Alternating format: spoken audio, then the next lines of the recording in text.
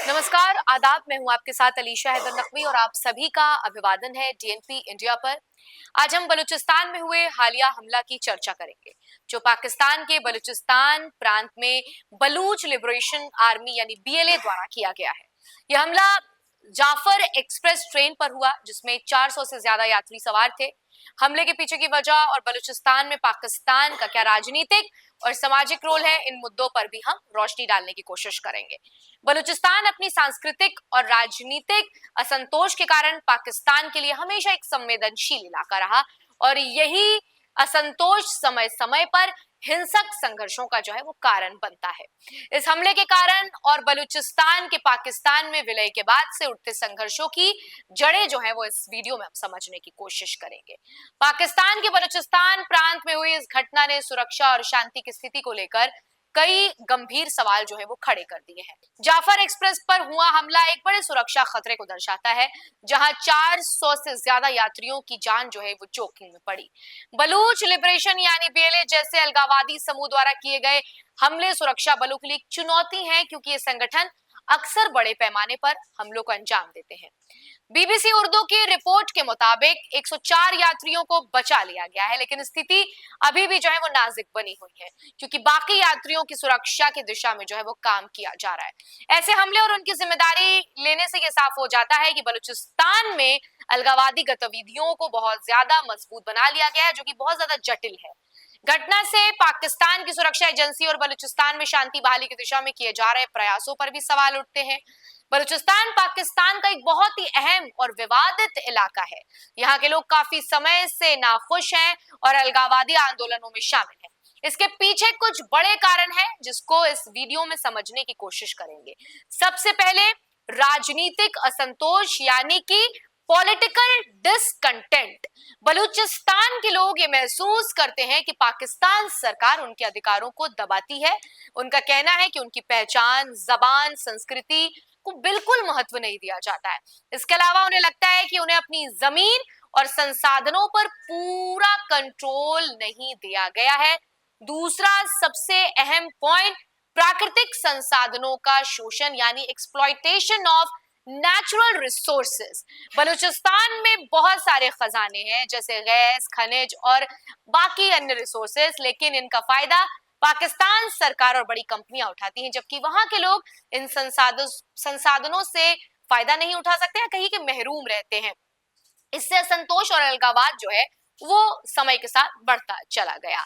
तीसरा पॉइंट, अलगाववादी आंदोलन। आपको बता दें कि बलूचिस्तान में कई अलगाववादी संगठन है जो पाकिस्तान की आजादी की मांग करते हैं। उनका कहना है कि बलूचिस्तान को पाकिस्तान में शामिल करने से पहले उनकी आजादी मिलनी चाहिए थी। ये संगठन पाकिस्तान सरकार के खिलाफ लड़ाई लड़ते हैं और बलूचिस्तान की आजादी की मुसलसल मांग करते हैं।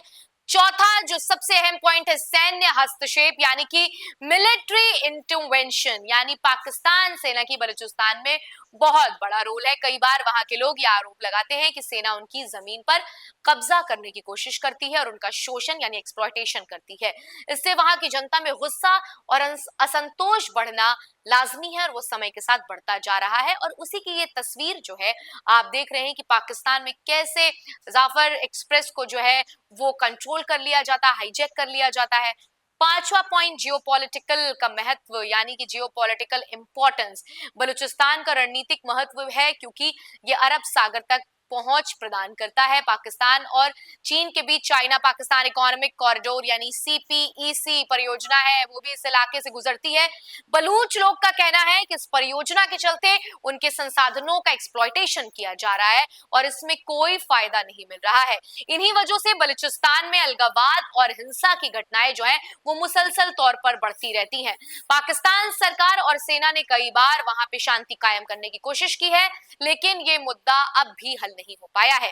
बलूचिस्तान में शुरुआत से वास्तव में पाकिस्तान के साथ इसके विलय के बाद हुई थी। अब आपको पूरा बताते हैं कि बलूचिस्तान कैसे जो है उसकी आइडेंटिफिकेशन हुई, कैसे वो पहचान में आया। दरअसल जब 1947 में पाकिस्तान ने अपनी आजादी हासिल की तो बलूचिस्तान को पाकिस्तान में शामिल किया गया था और वहां के लोगों के लिए एक बहुत बड़ा राजनीतिक और सांस्कृतिक झटका था। इस विलय के साथ ही बलूचिस्तान में असंतोष और संघर्ष की शुरुआत हुई। इसका भी पॉइंट टू पॉइंट आपको हम समझाने की कोशिश करेंगे कि कैसे क्या हुआ। सबसे पहले कला राज्य का संघर्ष। कला राज्य के राजकुमार करीम ने बलूचिस्तान के पाकिस्तान में विलय के खिलाफ सशस्त्र संघर्ष शुरू किया। ये संघर्ष बलूच लोगों के लिए आत्मनिर्णय और चाहत और स्वतंत्रता की भावना का प्रतीक था।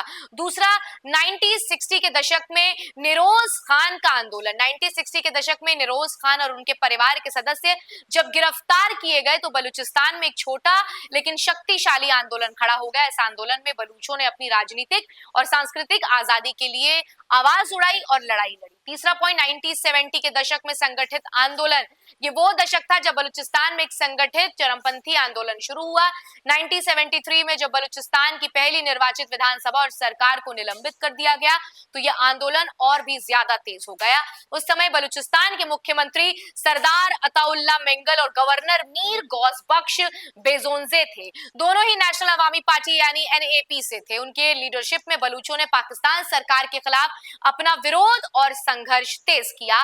पॉइंट नंबर 4, नेशनल अवामी पार्टी का गिरफ्तारी का वो दौर जब बलूचिस्तान की सरकार को 10 महीने के भीतर बर्खास्त कर दिया गया तो उसने आंदोलन किया और वो मजबूत किया।